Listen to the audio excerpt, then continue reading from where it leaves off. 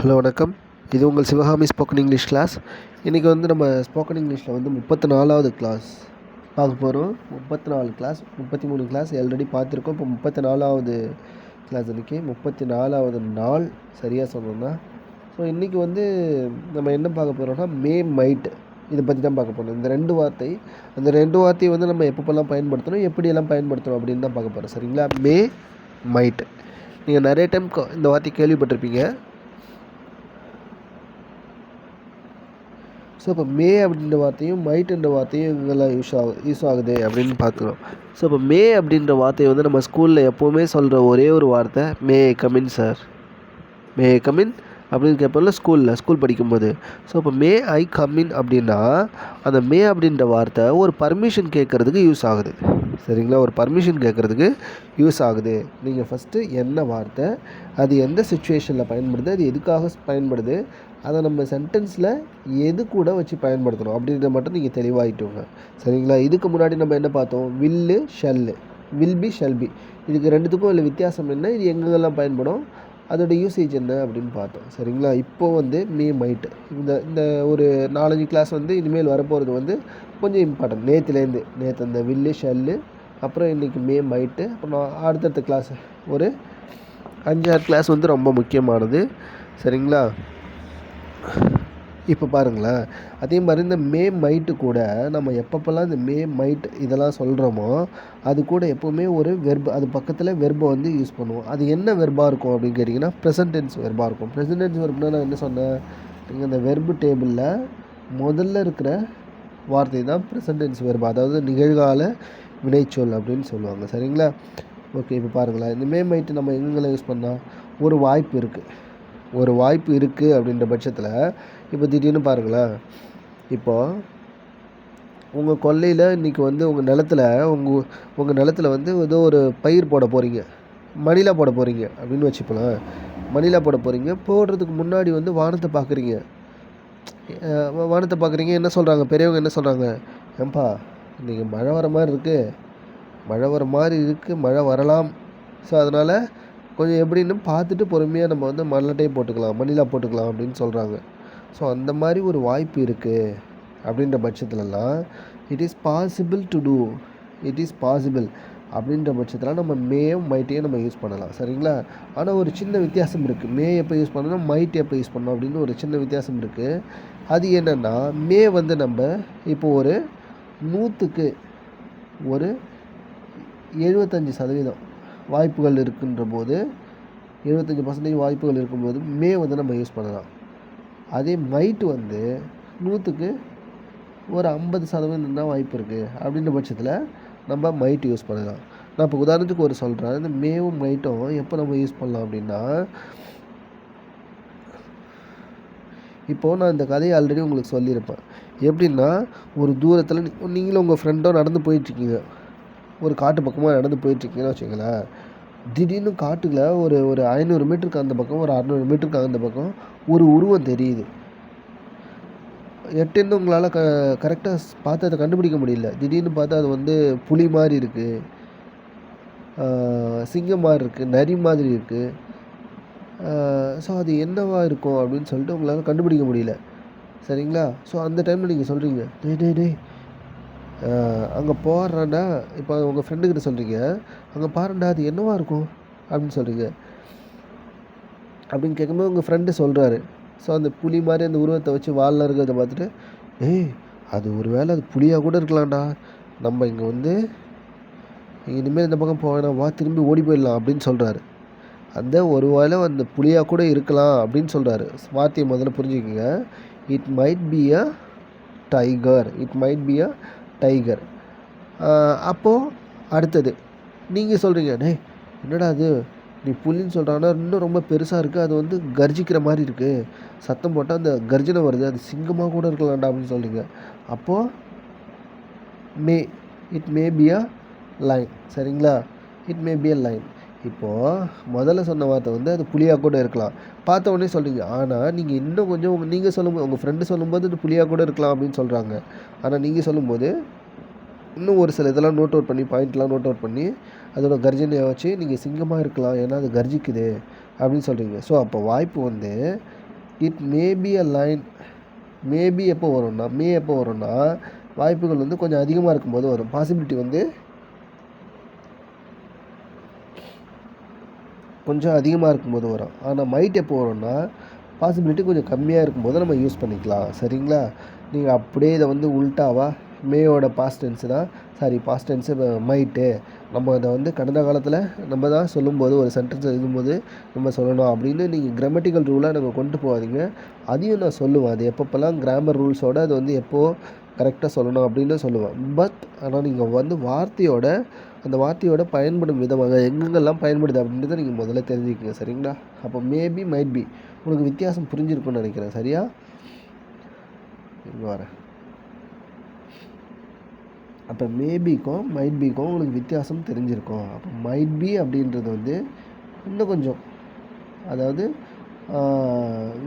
அந்த பாசிபிலிட்டி கொஞ்சம் கம்மியாக இருக்கணும் போது, ஒரு 50% தான் இருக்கும்போது நீங்கள் வந்து மைட் பி சொல்லலாம். ஆனால் மேபி வந்து இன்னும் கொஞ்சம் நீங்கள் கன்ஃபார்ம் பண்ணுறீங்க, ஒரு 75% இருக்குது, அதிகமாக இருக்குது வாய்ப்புகள். சரிங்களா? அப்படின்னும் போது நீங்கள் மேபி யூஸ் பண்ணிக்கலாம். சரிங்களா? மைட் பின்றது வந்து வாய்ப்பு கம்மியாக இருக்கும்போது வரும். மேன்றது வந்து அந்த பாசிபிலிட்டி அதிகமாக இருக்கும்போது வரும். சரியா?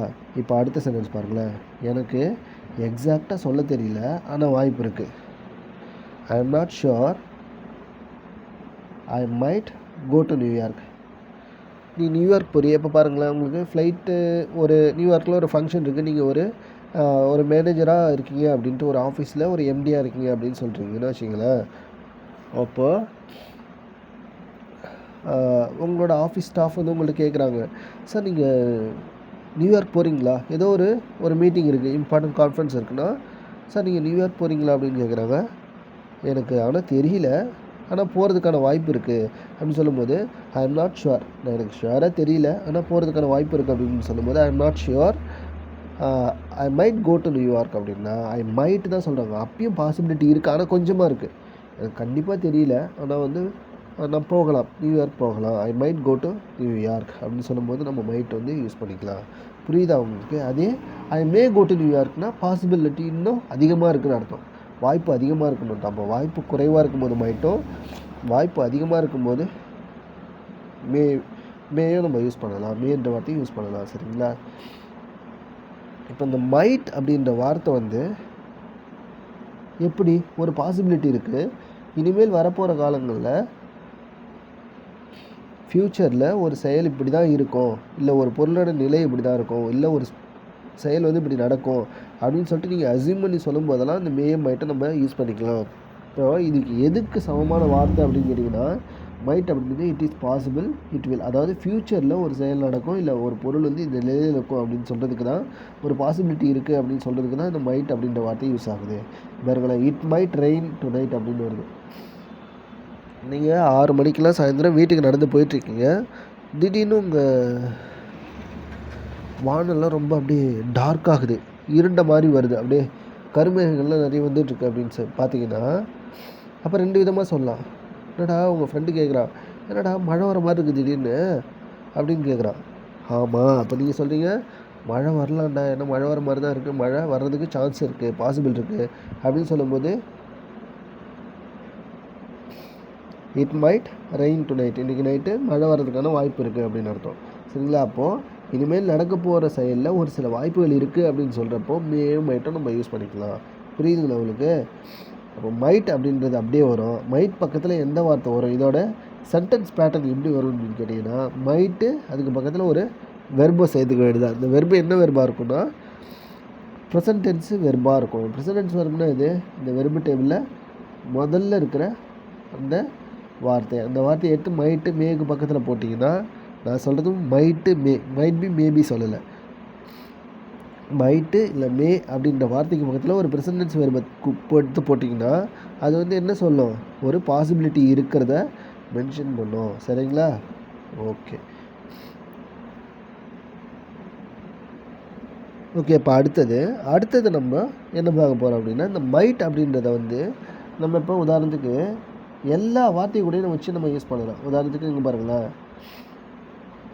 ஐ, we, you, they, he, she, it, இது எல்லாத்துக்கும் மைட் தான் யூஸ் பண்ணணும். சரிங்களா? அதே மாதிரி மேவும் யூஸ் பண்ணணும். சரிங்களா? இதுக்குன்னு தனித்தனியாக வார்த்தைலாம் இல்லை. ஏன்னா நம்ம ஆரம்பத்தில் பார்ப்போம். டூ டஸ் அப்படின்ற வார்த்தையை நம்ம பார்த்துருப்போம். டூ டஸ் வந்து ஐவி யூதேக்கு வந்து டூயும், ஹீ ஷி இட்டுக்கு வந்து டஸ் அப்படின்ற வார்த்தையை நம்ம பயன்படுத்தியிருப்போம். ஞாபகம் இருக்குங்களா உங்களுக்கு? ஒரு வார்த்தையில் கேள்வி கேட்கும்போது டூ அப்படின்ற வார்த்தையை முதல்ல வச்சு அது வந்து எஸ் ஆர் நோவா, எஸ்ஸு இல்லைன்னா நோ அப்படின்னு பதில் சொல்கிற மாதிரி கேள்வியாக இருக்கிற பட்சத்தில் டூ வந்து ஐவி யூதேக்கும், டஸ்ஸை வந்து ஹீ ஷி இட், அதாவது ஒரு பையன் ஒரு பொண்ணு இல்லை அது அப்படி பேசும்போது நம்ம டஸ்ஸை யூஸ் பண்ணியிருப்போம். ஆனால் இங்கே வந்து மே மைட் எல்லாத்துக்குமே நம்ம யூஸ் பண்ணலாம். இங்கே வந்து ஹீ ஷி இட்டுக்குன்னு தனியான வார்த்தை இல்லை, ஐவி யூதேக்குன்னு தனியான வார்த்தை இல்லை. சரிங்களா? மைட் அப்படின்றது வந்து நம்ம எல்லாத்துக்கும் யூஸ் பண்ணிக்கலாம். I might, we might, they might, you might, he might, she might, it might அப்படின்னு சொல்லிக்கலாம். அப்போ இந்த மைட்டுக்கு பக்கத்தில் என்ன வார்த்தை வரும்னு சொன்னேன்? ஒரு வெர்பு வரும். அது வந்து ப்ரெசன்டென்ஸ் வெர்பாக இருக்கணும். சரிங்களா? அப்போது நம்ம யாரை பற்றி பேசுகிறோமோ அவங்க, அதுக்கும் பக்கத்தில் மைட்டு, அதுக்கும் பக்கத்தில் ஒரு ப்ரெசன்டென்ஸ் வெர்பு. இப்படி தான் இதனுடைய வாக்கிய அமைப்பு அமையும். சரிங்களா? பாருங்களா, அடுத்தது பாருங்கள். Might, might not. இப்போ ஒரு வாய்ப்பு இருக்குன்ற பட்சத்தில் மைட்டு, எதிர்காலத்தில் நடக்க போகிற செயலில் ஒரு வாய்ப்பு இருக்குன்ற பட்சத்தில் மைட்டு, வாய்ப்பு இல்லை அப்படின்னு, பாசிபிலிட்டி இல்லை அப்படின்னு சொல்லும்போது மைட் நாட். பாருங்களேன், இப்போ இந்த சென்டென்ஸ் பாருங்கள். I might go to school tomorrow அப்படின்னு இருக்குது. நான் ஸ்கூலுக்கு போகிறதுக்கான வாய்ப்பு இருக்குது. இப்போது ஃப்ரெண்டு இன்றைக்கி நைட்டு வீட்டுக்கு வரேன், அவங்க வீட்டுக்கு. உங்களுக்கு உடம்பு சரியில்லை. என்னடா உடம்பு சரியில்லாமல் படுத்துருக்க, நாளைக்கு ஸ்கூலுக்கு வருவியா அப்படின்னு கேட்குறப்போ, அப்போ நீங்கள் சொல்கிறீங்க I might go to school tomorrow, நான் நாளைக்கு ஸ்கூலுக்கு போவேன். நான் ஸ்கூலுக்கு I might come to school tomorrow, I might come to school டுமாரோன்னா நான் ஸ்கூலுக்கு போகிறதுக்கு வாய்ப்புகள் இருக்குது, பாசிபிலிட்டி இருக்குது. ஆனால் அது கொஞ்சம் குறைவாக இருக்குது. ஏன்னா உடம்பு சரியில்லை, திடீர்னு இன்னும் கொஞ்சம் ஃபீவர் அதிகமாகிடுச்சுன்னா நான் போகாமல் கூட இருக்கலாம். சரி, அப்படின்ற பட்சத்தில் I might go to school டுமாரோன்னா பாசிபிலிட்டி இருக்குது, எதிர்காலத்தில் நான் அந்த செயலை செய்கிறதுக்கு பாசிபிலிட்டி இருக்குது. அப்போ அடுத்தது பாருங்கள். I don't know he might come today. இப்போ உங்கள்கிட்ட ஒருத்தவங்க கேட்குறாங்க, இப்போ நீங்கள் ஸ்கூலுக்கு அடுத்த நாள் போயிட்டீங்க, காலையிலே ஒரு 8 மணிக்கெலாம் போயிட்டீங்க. அப்போ டீச்சர் கேட்குறாங்க, ஏன்பா அவனுக்கு உடம்பு சரியில்லைன்னு சொன்னீங்களே, அவன் எப்படி இருக்கான், நல்லா இருக்கானா, இன்றைக்கி ஸ்கூலுக்கு வருவானா அப்படின்னு கேட்குறீங்க. உங்கள் ஃப்ரெண்டை பற்றி உங்கள்கிட்ட விசாரிக்கிறாங்க. நீங்கள் முன்னாடியே போயிட்டீங்க, உடம்பு சரியில்லாத உங்கள் ஃப்ரெண்டை பற்றி நீங்கள் பார்க்க போனீங்களே, அவங்கள பற்றி உங்கள் மிஸ் அடுத்த நாள் காலையில் ஒரு 8 மணிக்கு விசாரிக்கிறாங்க. ஏன்பா அவனுக்கு என்னாச்சு, உடம்பு சரியில்லைன்னு சொன்னீங்களே, எப்படி இருக்கான், இன்றைக்கி ஸ்கூலுக்கு வருவானா அப்படின்னு கேட்பீங்க. எனக்கு தெரியல மேடம், எனக்கு தெரியல, ஆனால் ஹீ மைட் கம் டுடே, ஆனால் இன்றைக்கி அவன் வர்றதுக்கான வாய்ப்பு இருக்குது. சரிங்களா? அப்போ பாசிபிலிட்டி உங்களுக்கு புரியுதா? I don't know he might come today. நீங்கள் இப்போ இதே மாதிரி வாக்கிய அமைப்பில் வச்சுன்னு சொன்னால் ரொம்ப அழகாக இருக்கும். இதெல்லாம் நோட் பண்ணிங்க, இதெல்லாம் முக்கியமானது. இதெல்லாம் எப்போவுமே இந்த மாதிரி நம்ம சென்டென்ஸ் பேட்டர்னில் வச்சு சொல்லலாம். எனக்கு தெரியல, I don't know, but he might come today, ஆனால் அவன் இன்றைக்கி வர்றதுக்கான வாய்ப்பு இருக்குது அப்படின்னு அர்த்தம். கொஞ்சம் குறைவாக இருக்குது, மைட் வந்துச்சுன்னா வாய்ப்பு கொஞ்சம் குறைவாக இருக்குன்ற மாதிரி நம்ம யூஸ் பண்ணலாம். சரியா? ஆனால் ரெண்டுமே மைட் ரெண்டுமே ஒரு செயல் நடைபெறுவதற்கான வாய்ப்புகள் இருக்குது அப்படின்றது தான் சொல்லும். ஓகேவா? ஓகே, அடுத்தது என்ன sentence? Take an umbrella. Take an umbrella, it might rain. இங்கே பாருங்கள், இட் மைட் ரெயின்னா, தம்பி இப்போ நீங்கள் கிளம்புறீங்க, ஒரு இடத்துல ஒரு ஷாப்பிங் மால் போகிறீங்க, இல்லை ஏதோ ஒரு பர்ச்சேஸ் பண்ணுறதுக்கு போகிறீங்க அப்படின்னா, அப்போ உங்கள் வீட்டில் சொல்கிறாங்க, உங்கள் அப்பா சொல்கிறாங்க, டேய் கொடையை எடுத்துக்கடா, ஏன்னா மழை வர மாதிரி இருக்குது. இல்லை உங்கள் தாத்தா சொல்லுவாங்க, அப்பா கொடையை எடுத்துக்க, மழை வர மாதிரி இருக்குடா அப்படின்னு சொல்லும்போது, take an umbrella, it might ரெயின்னா, இட் மைட் ரெயின்னா, மழை வர்ற மாதிரி இருக்குது, மழை வர்றதுக்கான வாய்ப்புகள் இருக்குது அப்படின்னு அர்த்தம். சரிங்களா? மழை வரலாம், வர்றதுக்கான வாய்ப்புகள் இருக்குது அப்படின்னு அர்த்தம். ஓகேங்களா? நிறைய பேர் ஒரு டவுட் ஒன்று கேட்குறீங்க, இப்போ இட்டு இந்த ரெயினுக்கு மட்டும் ஏன் சார் நம்ம ரெயினை பற்றி பேசுகிறோம்? நீங்கள் என்ன சொன்னீங்க, நாம் ஒரு பொருளை பற்றி பேசுகிறோம், அதுக்கு வந்து சப்ஜெக்ட்னு பேர் சொல்கிறீங்க, அதே மாதிரி அவங்க என்ன செயல் செய்கிறாங்களோ அவங்களுக்கு வெர்புன்னு சொல்கிறீங்க. இந்த 2 வார்த்தையை வச்சு சொல்லும்போது நம்ம வந்து இங்கிலீஷில் சென்டென்ஸ் பேசலாம் அப்படின்னு சொல்லியிருங்க. ஆனால் ரெயினுக்கு வந்து நான் மழையை பற்றி பேச போகிறேன், மழை வருதுன்னு சொல்ல போகிறேன், மழை போகுதுன்னு சொல்ல போகிறேன். ரெயின்ஸுன்னு சொல்லலாம்ல. நீங்கள் இந்த ரெயின் முதல்ல சப்ஜெக்ட் எடுத்துகிட்டு இட்டுன்னு போடுறீங்க அப்படின்னா, இட்டு அப்படின்னு சொல்லிங்க, இட் ரெயின்ஸ். இங்கே கூட என்ன சொல்லியிருக்காங்க, இட் மைட் ரெயின் தான் சொல்லியிருக்காங்க. ரெயின் மைட் ரெயின் சொல்லலாம், அதுதான் சரி. ஆனால் ஒரே சென்டென்ஸில் 2 வார்த்தை வரக்கூடாது. அதை நம்ம ஷார்ட்டாக சொல்கிறதுல இந்த இட்டு வந்து எதை குறிக்குது, மழையை குறிக்குது. இது அப்போயே அப்படியே யூஸ் பண்ணிட்டாங்க. சரிங்களா? அப்போது இந்த இட்டோட மீனிங் என்ன, ரெயின். ரெயின் மைட் ரெயின் அப்படின்ட்டு தான் சரி. ஆனால் 2 ரெயின் ஒரே டைமில் வர்றதால இதை நம்ம வந்து இட்டுன்னு எடுத்துக்கிறோம். அப்போ இட் மைட்னா அது வர்றதுக்கு வாய்ப்பு இருக்குது. என்ன வர்றதுக்கு? மழை வர்றதுக்கான வாய்ப்பு இருக்குது. இட் மைட் ரெயின்னா, ரெயின் மைட் ரெயின்னா மழை பொழிவதற்கான வாய்ப்பு இருக்குது. ரெயின்னா மழை, இது வந்து ஒரு பொருளாக யூஸ் ஆகும், சப்ஜெக்டாக வரும். சப்ஜெக்ட் எப்பவுமே ஒரு நவுனாக இருக்கும். சரிங்களா? இங்கே ரெயின்னா மைட்டுக்கு பக்கத்தில் ஒரு வெர்பு வரும்னு சொல்லலாம். பொழிகிறது அப்படின்றது தான் அந்த ரெயின். சரிங்களா? அப்போது ரெயின் வந்து நவுனாகவும் வருது, இந்த இடத்துல ஒரு பெயர் சொல்லாகவும் வருது, ஒரு பெயரை சொல்கிறதுக்காக பெயர் சொல்லாகவும் வருது, ஒரு செயலாகவும் வருது. பொழிகிறது அப்படின்றதுக்கு இங்கிலீஷில் என்ன வார்த்தைன்னா ரெயின் அப்படின்னு அர்த்தம். சரிங்களா? ஓகேவா? அடுத்தது மைட்டுக்கு பக்கத்தில் நான் என்ன சொன்னேன்? வெர்பு வரும்னு சொன்னேன். ஆனால் மைட் பி பக்கத்தில் ஒரு அட்ஜெக்டிவ் வரும்னு சொல்கிறேன். சரிங்களா? அதே மாதிரி மைட் பி பக்கத்தில் அட்ஜெக்டிவ் எப்படிலாம் வரும்?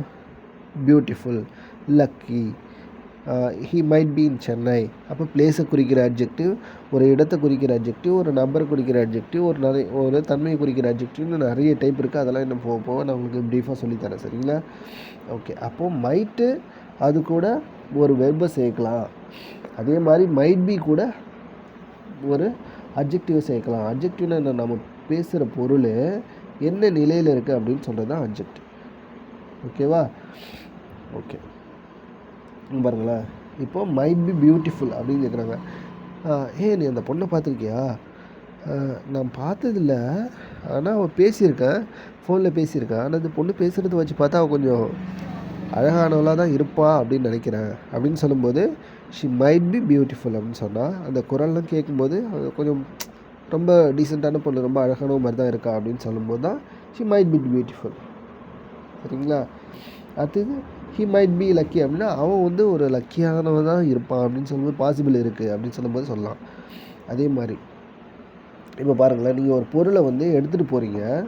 அப்போது இப்போ ஒரு பார்சல் வந்து வாங்கிட்டு போகிறீங்க கடையிலேருந்து. நீங்கள் பார்சல் வந்து வாங்கிட்டு போகிறீங்கன்னா அப்போ கடைக்காரர் சொல்கிறார், ஏன்பா உள்ளாரு நாங்கள் சேஃபாக தான் எல்லாம் பேக் பண்ணி கொடுத்துருக்கோம், ஆனால் நீ உள்ளே இருக்கிறது கண்ணாடி பொருள், நீங்கள் இருந்தாலும் கொஞ்சம் கவனத்தோடு இருக்கணும் அப்படின்னு சொல்லும்போது யூ மைட் பி கேர்ஃபுல். அப்படின்னா நீங்கள் கொஞ்சம் கேர்ஃபுல்லாக இருக்கிறதுக்கு வாய்ப்பு இருக்குது, கேர்ஃபுல்லாக இருக்கணும் அப்படின்னு சொல்கிற மாதிரி வரும். சரிங்களா? இப்போ உங்களுக்கு புரிஞ்சிச்சா? ஓகே. அப்போ மைட்டுக்கும்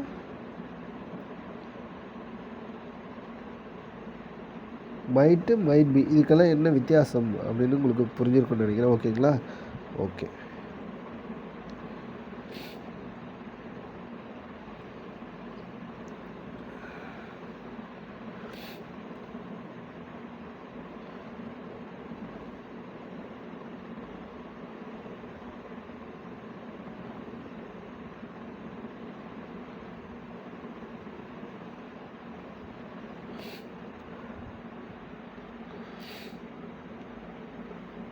ஓகே, அடுத்தது அப்போ டிஃப்ரென்ஸ் பார்க்க போகிறோம். இப்போ நான் ஒரு 3 வார்த்தை சொல்கிறேன், அதுக்கான டிஃப்ரென்ஸ் என்னன்னு நீங்கள் சொல்கிறீங்களா? இப்போது மொதல் சென்டென்ஸ் பாருங்களேன். ஐ am playing cricket tomorrow. I am playing cricket tomorrow. சரிங்களா? அடுத்தது I am going to play cricket tomorrow. I might play cricket tomorrow. இந்த 3 சென்டென்ஸ் இருக்குது. 3 சென்டென்ஸுக்கும் வித்தியாசமும் இருக்குது. உங்களுக்கு புரிஞ்சிருக்குன்னு நினைக்கிறேன். ஜஸ்ட் இதை ஒரு நிமிஷம் பாருங்களேன். ஐ எம் பிளேயிங் கிரிக்கெட் டுமாரோ.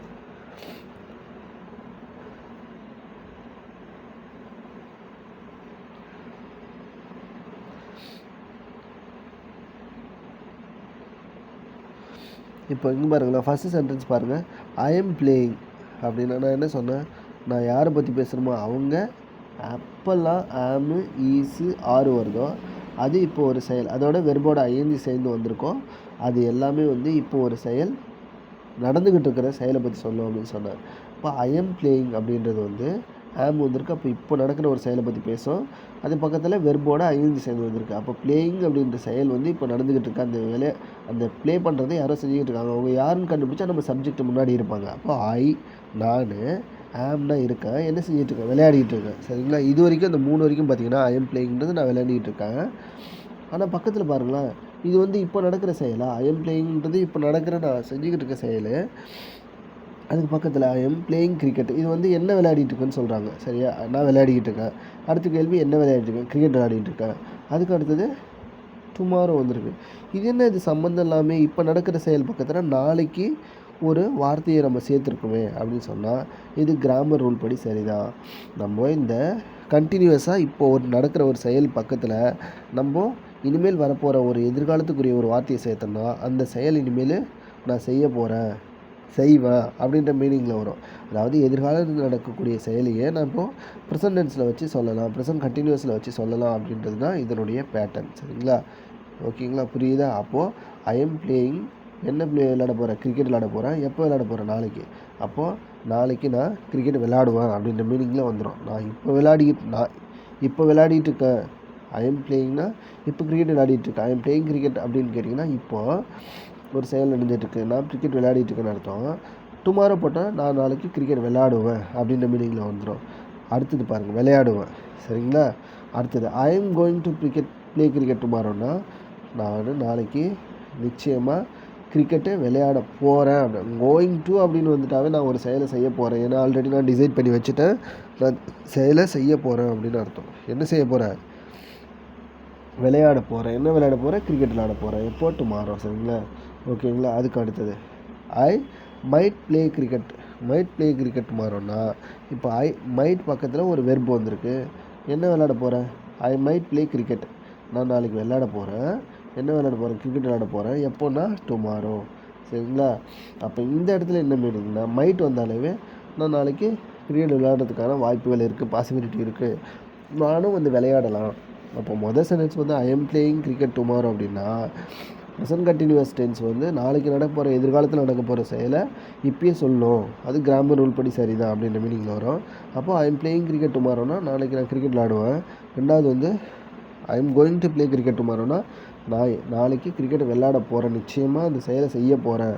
அப்போ டிசைட் பண்ணுது. கோயிங் டு அப்படின்றது வந்து நான் நாளைக்கு ஒரு செயலை நிச்சயமாக செய்ய போகிறேன்ற பட்சத்தை நம்ம யூஸ் பண்ணிக்கலாம். அடுத்தது ஐ மைட் ப்ளே கிரிக்கெட் டுமாரோன்னா நான் நாளைக்கு கிரிக்கெட் விளையாடுறதுக்கான வாய்ப்புகள் இருக்குது அப்படின்ற மாதிரி யூஸ் ஆகும். ஓகேங்களா? 3 சென்டென்ஸ்க்கு வித்தியாசம் புரிஞ்சிடுச்சா? அப்போ இப்போ வந்து I might not go to work tomorrow அப்படின்னா இங்கே பாருங்கள், பாசிபிள் இருக்குது, ஆனால் எதிர்காலத்தில் நடக்காததுக்கான பாசிபிள் இருக்குது. நம்ம நடக்கிறதுக்கான பாசிபிள் தானே இது வரைக்கும் பார்த்துக்கிட்டு இருந்தோம். நான் நாளைக்கு போவேன், கடைக்கு போவேன், நியூயார்க் போவேன், நான் நாளைக்கு விளையாடுவேன் அப்படின்ற மாதிரி வாய்ப்புகள் இருக்குது தானே சொன்னோம். ஆனால் எதிர்மறையாக இப்போ மைட் நாட் அதை இப்படி பயன்படுத்தணும். இப்போ இந்த சென்டென்ஸ் பாருங்களேன், I might not go to work டுமாரோன்னா நான் இன்றைக்கி எனக்கு உடம்பு சரியில்லாதனால நான் நாளைக்கு வேலைக்கு வரமாட்டேன், வர்றதுக்கான வாய்ப்புகள் ரொம்ப கம்மியாக இருக்குது. சரிங்களா? பாசிபிலிட்டி கம்மியாக இருக்குது. அப்போ எப்படி சொல்லலாம்? I might not go to work, நான் போக போகிறதில்ல, நாளைக்கு நான் வேலைக்கு போக போகிறதில்ல அப்படின்ற மாதிரி வரும். சரிங்களா? அப்போ பாசிபிலிட்டி இருக்குது, ஆனால் அது நெகட்டிவான பாசிபிலிட்டியாக இருக்குது. சரிங்களா? ஓகே, இதெல்லாம் முடிஞ்சிச்சு. அடுத்தது மே அப்படின்ற வார்த்தையை பார்ப்போம். மே அப்படின்ற வார்த்தையை பொறுத்த வரைக்கும் மே பக்கத்தில் ஒரு வெர்பு வரும். மைட்டு பக்கத்தில் எப்படி ஒரு வெர்பு வந்துச்சோ அதே மாதிரி மே பக்கத்தில் ஒரு வெர்பு வரும். அந்த வரக்கூடிய வெர்பும் ப்ரெசன்ட் டென்ஸ் வெர்பாக தான் வரும். சரிங்களா? இப்போ I may go to the cinema today அப்படின்னா நான் மேவும் அதே மாதிரி தான் அந்த செயல் நடப்பதற்கான பாசிபிலிட்டி இருக்குதுன்னு அர்த்தம். சரிங்களா? எதிர்காலத்தில் அந்த செயல் நடப்பதற்கான பாசிபிலிட்டி இருக்குது. ஐ மே கோ, நான் போவதற்கான வாய்ப்பு இருக்குது. எங்கே? சினிமா போகிறதுக்கான வாய்ப்பு இருக்குது. எப்போது? நாளைக்கு. ஐ may go to the cinema டுடேன்னா இன்றைக்கி நான் சினிமாவுக்கு போகிறதுக்கான வாய்ப்புகள் இருக்குது. அடுத்தது she may not go to the party tonight, அவள் அந்த பார்ட்டிக்கு போகிறதுக்கான வாய்ப்புகள் குறைவு தான். ஏன் அப்படின்னு கேட்டிங்கன்னா அவளுக்கு மனது ரீதியாக அந்த பார்ட்டிக்கு போகிறதுக்கு விருப்பம் இல்லை. சரிங்களா? அப்போது ஷீ மே நாட் கோ அப்படின்னா பாசிபிள் இல்லை. ஷீ மே நாட் கோனா அங்கே போகிறதுக்கான வாய்ப்புகள் இல்லை. எங்கே? டு த பார்ட்டி, அந்த பார்ட்டிக்கு போகிறதுக்கான வாய்ப்புகள் இல்லை. எப்போது? நைட்டு நடக்கக்கூடிய, இன்றைக்கு இரவு நடக்கக்கூடிய அந்த பார்ட்டிக்கு அவள் போகிறதுக்கான வாய்ப்புகள் இல்லை. இந்த ஷீ எடுத்து நம்ம பேர் கூட போட்டுக்கலாம். இப்போ உதாரணத்துக்கு ஷாஷா இல்லை Sampath. Sasha may not go to the party tonight அப்படின்னா எப்பா ஷாஷா இன்றைக்கி பார்ட்டிக்கு வராளா, இன்றைக்கி நைட்டு நடக்க போகிற பார்ட்டிக்கு வராளா அப்படின்னு கேட்கும்போது இல்லை அவள் இன்றைக்கி அந்த நைட்டு நடக்க போகிற பார்ட்டிக்கு வர போகிறதில்ல, வாய்ப்புகள் ரொம்ப ரொம்ப குறைவு அப்படின்னு சொல்லும்போது Sasha may not go to the party tonight அப்படின்னு சொல்லிக்கலாம். சரிங்களா? அப்போது மே வந்து கேள்வியாக வரும்போது எப்படி வருது அப்படின்னு பார்க்கலாமா? மே வந்து கேள்வியாக வரும்போது மே ஐ கமின் அப்படின்னு கேட்போம். எப்போ பார்த்தாலும் ஸ்கூலில் கேட்குற வார்த்தை may come in sir, may come in teacher அப்படின்னு கேட்போம்ல. இப்போ மே அப்படின்றது ஒரு பர்மிஷன் கேட்குறதுக்கான ஒரு பாசிபிலிட்டியை சொல்கிறதுக்கான வார்த்தையாகவும் பயன்படுது, ஒரு பர்மிஷன் கேட்குறதுக்கான ஒரு வார்த்தையாகவும் பயன்படுவது. சரிங்களா? மே சிட் ஹியர் அப்படின்னு கேட்குறோம்.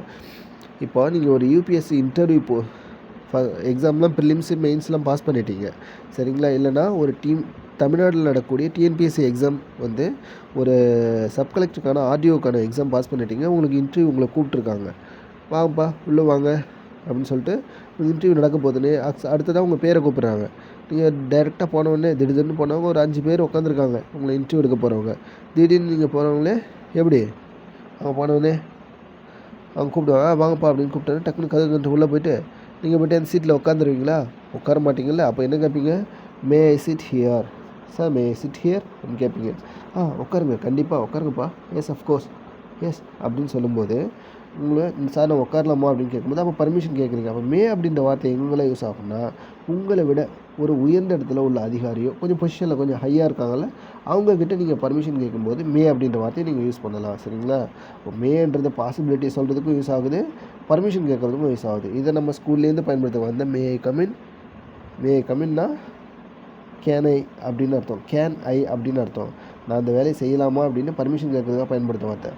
மே ஐ கமின் சார், எஸ் அப்படின்னு சொல்லுவாங்க, வா உள்ளே வா அப்படின்னு சொல்லுவாங்கல்ல. அதேமாரி மே ஐ சிட் ஹியர் சார், நாங்கள் உட்காரலாமா? கண்டிப்பாக உட்காருங்க அப்படின்னு கேட்டுட்டு தான் நம்ம இந்த இன்டர்வியூ பேனலில் உட்காரணும். நீங்கள் போய்ட்டு திடீர்னு போனோடனே நீங்கள் ஃபைல் எடுத்துக்கிட்டு நீங்கள் போய்ட்டு உட்காரக்கூடாது சரிங்களா. ஸோ அப்போ டிசிப்ளின் வந்து எந்த அளவுக்கு இருக்குது அப்படின்றத பார்ப்பாங்க இந்த இன்டர்வியூ பேனல்லாம். ஸோ இப்போ மேன்ற வார்த்தையெல்லாம் உங்களுக்கு எப்படின்னு புரிஞ்சுதா? ஓகே, இப்போ அடுத்தது வந்து ஓவர்வியூவாக ஒன்று சொல்கிறேன். ஓவர்வியூவாக ஒன்று சொல்கிறேன். என்னென்னா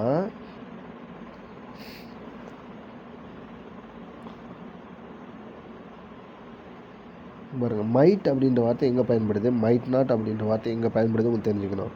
அதே மாதிரி might be, might not be எல்லாமே பாசிபிலிட்டி இருக்குதுன்னு சொல்கிறது யூஸ் ஆகும். ஆனால் கொஞ்சம் பாசிபிலிட்டி எது, நிறைய பாசிபிலிட்டி. மைட் பக்கத்தில் வெர்பு வரும், மைட் பி பக்கத்தில் எப்போவுமே ஒரு அட்ஜெக்டிவ் தான் வரும் சரிங்களா. Might be, might not be பக்கத்துலலாம் ஒரு அட்ஜெக்டிவ் தான் வரும் ஓகேங்களா. அதே மாதிரி மேபி பக்கத்தில் வெர்பு வரும், மேபி மே நாட் பக்கத்தில் வெர்பு வரும், மேபி மே நாட் பி பக்கத்துலலாம் ஒரு அட்ஜெக்டிவ் தான் வரும் சரிங்களா. ஓகே, அப்போது ரொம்ப ரொம்ப ரொம்ப முக்கியமானது இந்த கிளாஸ். இனிமேல் வரப்போகிறதும் கவனிங்க. நிச்சயமாக இதை உங்கள் ஃப்ரெண்ட்ஸுக்கெல்லாம் யாருக்காச்சும் இங்கிலீஷ் கற்றுக்கணும் அப்படின்னு ஒரு ஆசையாக இருந்துச்சுன்னா அவங்களுக்கும் ஷேர் பண்ணுங்கள் சரிங்களா. ஓகே, நம்ம நெக்ஸ்ட் கிளாஸில் பார்க்கலாம். ஏதாச்சும் டவுட் இருந்துச்சுன்னா கமெண்ட்ஸில் போடுங்க, நான் உங்களுக்கு வந்து ரிப்ளை பண்ணேன். ஓகேங்களா. Bye, take care, we will meet tomorrow. Bye.